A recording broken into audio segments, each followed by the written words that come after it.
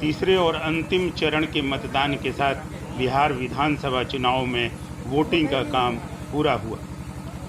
अंतिम चरण के इस चुनाव में जाते जाते हिंसा भी हो ही गई। 15 जिलों की कुल 78 विधानसभाई सीटों के लिए मतदान संपन्न हुआ। तीसरे चरण के मतदान में ज़्यादातर इलाके बिहार के सीमावर्ती क्षेत्र के थे, इस लिहाज से सुरक्षा भी चौकस किए गए थे।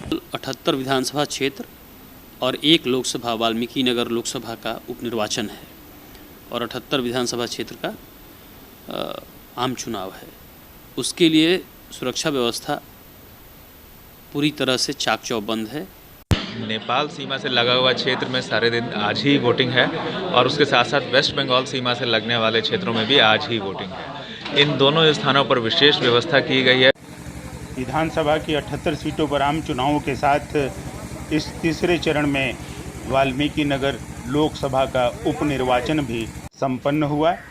जेडीयू के सांसद वैद्यनाथ महतो के निधन के बाद ये सीट खाली हुई थी। तीसरे चरण के मतदान का वोट प्रतिशत भी औसतन अच्छा ही रहा। 2015 के बराबर लगभग स्थिति बनी रही। शाम 5 बजे तक 54.6% मतदान की खबर मिली।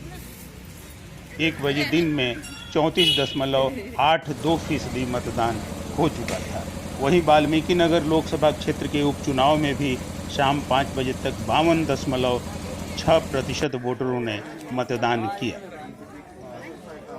वहीं वोटिंग करने एक युवक की गोली मारकर हत्या पूर्णिया के ही धमदाहा के सरसी थाना क्षेत्र के सिहुली गांव में घटी। दोपहर को एक युवक को अपराधियों ने मतदान केंद्र से गोलियों से भून डाला। मौके पर ही उसकी मौत हो।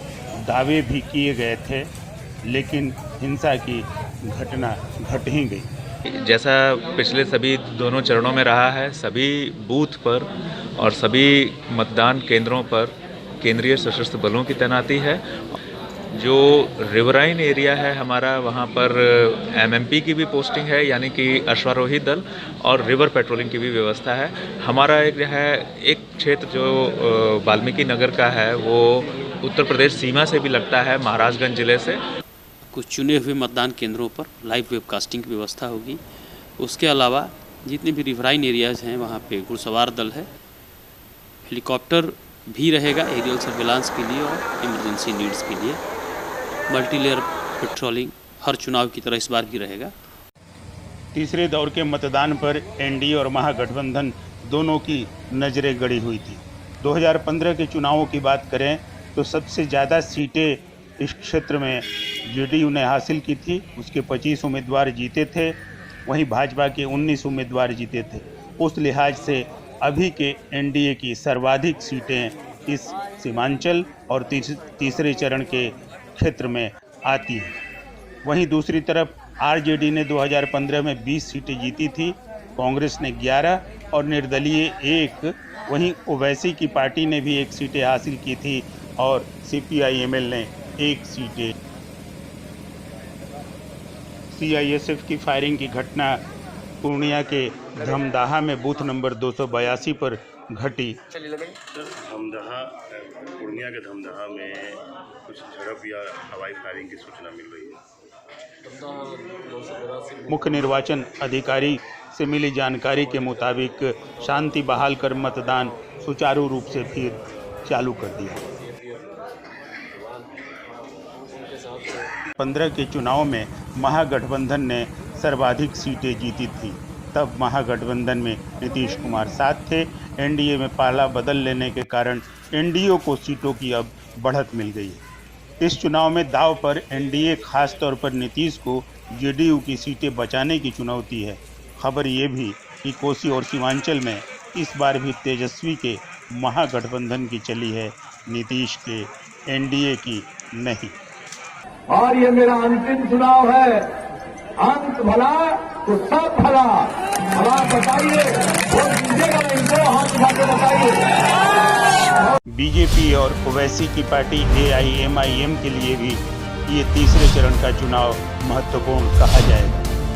ओवैसी ने 1 सीटें जीती थी, इस बार वो 24 सीटों पर चुनाव लड़ रहे हैं। वहीं भाजपा को अपनी जीती हुई 19 सीटें बचानी है इस तीसरे चरण के चुनाव में। दिलचस्प ये कि कुल 2,35,54,071 मतदाताओं में नए वोटरों की तादाद 6,61,516 है।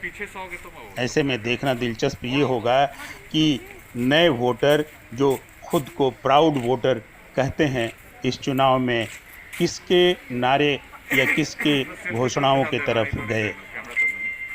देखना होगा किसको विजय मिलती है, किसकी मनती है दिवाली और किसका पिटता है राजनीतिक दिवाला। विद्यु नवेंदु के लिए पटना से इलेक्शन अपडेट।